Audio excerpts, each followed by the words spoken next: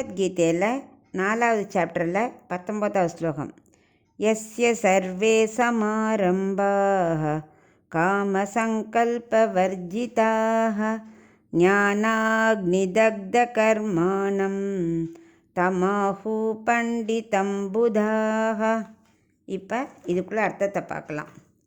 கண்ணன் அர்ஜுனன்ட்ட சொல்லின்னு இருக்க எப்படி கர்மத்துக்குள்ளே ஞானத்தை உண்டாக்கி பண்ணுறது அப்படின்னு. அதாவது நித்திய நைமித்திக காமிய கர்மான்னு இருக்குது. அந்த 3 கர்மா முயற்சிகளையும் யார் ஒருத்தன் இந்த காமம் சங்கல்பங்கிறதெல்லாம் இல்லாமல் செய்கிறானோ, அதாவது காமம்னா என்ன, தாழ்ந்த பலத்தில் காமம் ஆசை வச்சுக்கிறது, சும்மா இது வேணும் அது வேணும், சும்மா அல்பமான விஷயத்தில் காமத்தை வச்சுக்கிறதும் இல்லாமல் எதில் வச்சுக்கணும், உயர்ந்ததான கிருஷ்ண காமத்தில் பகவானையே நினைக்கணும், அதில் நமக்கு காமம் வரணும். அந்த மாதிரி எவன் அப்படி இருக்கானோ, அதே மாதிரி சங்கல்பம்னா என்ன, மயக்கம். இந்த தேகமும் ஆத்மாவும் ஒன்றுன்னு ஒருத்த மயக்கத்தில் இருக்கானே, ஸோ அதுக்கு பேர் சங்கல்பம். ஸோ அது இல்லாமல், ஸோ தேகம் வேறு ஆத்மா வேறுங்கிற அந்த தத்துவத்தை புரிஞ்சுட்டு இருக்கிறவன் எப்படி ரெண்டு பேர் இந்த மாதிரி 2 ஆசையும் இல்லாமல் ஒருத்தன் இருக்கானோ, அவன் செய்கிற கர்மாக்குள்ளே ஞானம் தானே இருக்குது. அந்த ஞானம் என்ன பண்ணும், அவனோட பாவ புண்ணியத்தை எரிச்சிரும்னா நடத்துகிறோம், அழிச்சிரும்.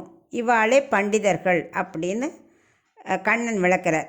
அதாவது யாரோட முயற்சியினால் இந்த காமம் சங்கல்பத்தில் பற்று இல்லாமல் கர்மா செய்கிறானோ, அவன் இந்த கர்மாக்குள்ளேயே ஞானம் இருக்குங்கிறத புரிஞ்சுன்றான். அந்த புரிஞ்சுன்னு செய்கிறவன் பாவ புண்ணியத்துலேருந்து விடுதலை ஆகிடுறான். அதாவது ஞானம், அவனோட ஞானம் இருக்கே அறிவு, அது அந்த பாவ புண்ணியத்தை எரிச்சுடுறது. ஸோ கர்மாவுக்குள்ளே இருக்கிற ஞானத்தை புரிஞ்சுன்னு செய்கிறானே, அவன் ஞானியை விட உயர்ந்தவன். நான் ஞானிக்கு கஷ்டம், ஏன்னா அவனுக்கு புலன்கள்லாம் அடக்க முடியாது. வெறும் நான் தவம் பண்ணுறேன், காட்டுக்கு போய் பண்ணுறதுனால ஒரு பிரயோஜனமும் இல்லை.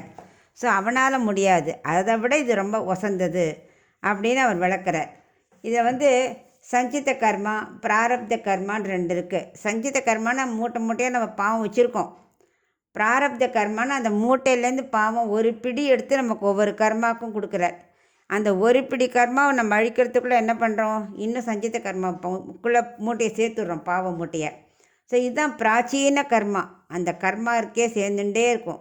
இந்த மூட்டையை எப்படி அழிக்கிறது, எவ்வளோ பெரிய பாவ மூட்டை இருக்கே, அதுக்கு தான் நான் கர்மா செய்யும்போதே பகவானை நினச்சிட்டு அந்த ஞானத்தோட, இதெல்லாம் இம்பார்ட்டண்ட் இல்லை, நம்ம செய்யறதெல்லாம் பகவானுக்காக அவரோட பிரீத்திக்காக அப்படின்னு அதை நினச்சி சரணாகதி பண்ணிகிட்டே ஒவ்வொரு காரியமும் பண்ணினோமானா நம்மளோட பாவ புண்ணியம் அதை எரிச்சிரும்.